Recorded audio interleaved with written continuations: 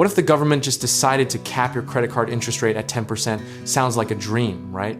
Well, buckle up, because this particular dream comes with a few nightmares hiding in the fine print. We're talking about a proposal that could save American households an estimated $100 billion a year in interest charges. That's not a typo, that's 100 billion with a B. And yet somehow, the people trying to help you might end up locking you out of the very tools you depend on. Here's a setup. Roughly 46% of US households carry a balance on their credit cards from month to month, meaning nearly half of America is essentially renting money at whatever rate the bank decides to charge. Right now, that rate can climb anywhere from 20 to 30% APR, which, if your credit card were a landlord, would be illegal in most cities. The catalyst here isn't complicated. Inflation squeezed budgets, rates climbed, and suddenly millions of people are trapped in a cycle where the minimum payment barely touches the principal. It's like trying to bail out a sinking boat with a teaspoon while the bank charges you for the teaspoon. Supporters of the cap point to Senator Bernie Sanders and Representative Alexandria Ocasio-Cortez, who have championed versions of this policy, arguing that predatory lending is a systemic wealth transfer from the working class to financial institutions. And look, when you frame it that way, capping rates at 10% feels less like regulation and more like basic human decency. But here's where the optimism starts, wearing a Halloween mask. Banks didn't build those gleaming towers by giving money away cheaply to risky borrowers. The moment you cap rates at 10%, lenders lose the financial cushion that makes it worthwhile to extend credit to anyone who isn't already wealthy. Think of it like a nightclub with a strict dress code. Sure, the vibe inside gets more exclusive, but a whole lot of people who needed a warm place to stand are now out in the cold. Consumers with credit scores below 660, often lower income, younger, or recently financially stressed, would likely see their cards canceled, limits slashed, or applications denied entirely. History actually gives us a preview of this movie, and spoiler alert, it's not a romantic comedy. When the Durbin Amendment capped debit card interchange fees back in 2011, banks responded by cutting rewards programs and raising account minimums. The savings got redistributed upward, not downward. The irony here is almost Shakespearean. A policy designed to protect financially vulnerable households could end up pushing them toward payday lenders, buy now, pay later schemes, and other products with no rate cap at all.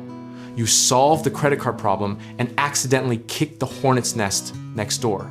Now, let's kill a common misconception before it spreads. This is not a free money situation. And the banks aren't just going to eat the difference out of the goodness of their hearts. Lenders price risk. And if they can't price it through interest rates, they'll price it through fees, annual charges, or simply not showing up to play. Even prime borrowers, people with scores above 660 who currently carry cards above 10% APR, would see their products repriced, restructured, or retired. So yes, your monthly interest bill might shrink, but your credit limit might shrink right alongside it, which is a terrible trade when your water heater explodes in January. The practical lesson from every major credit market intervention is this: access and cost are two sides of the same seesaw, and pushing one down almost always sends the other flying up. A disciplined approach means you don't just cheer for the headline number, you ask what the second and third order consequences look like before you celebrate. If you're carrying high interest debt right now, the smarter play isn't waiting for Congress to rescue you, it's aggressively paying down the highest rate balances, negotiating with your lender directly, and building an emergency fund so credit cards stop being your first line of defense. You can't control rate cap legislation, but you can control your own balance sheet. The philosophical truth underneath all of this is that financial systems are ecosystems, and interventions that look clean on a whiteboard get messy the moment real humans and real institutions start adapting to the new rules. Discipline, positioning, and consistency in your own financial life will always outperform waiting for a policy miracle. We should absolutely have a serious national conversation about whether 30% interest rates on consumer debt represent a functioning market or a legal form of extraction.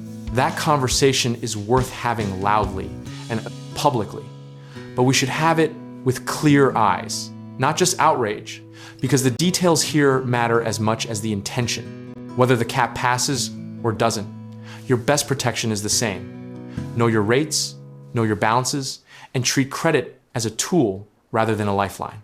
Comfort with any outcome starts with preparation, not prediction. And if you're ready to take the next step toward building real financial stability, whether that's through real estate investing, home contracting, work, or finding the right lenders, check out our links in the description below and let's get you started.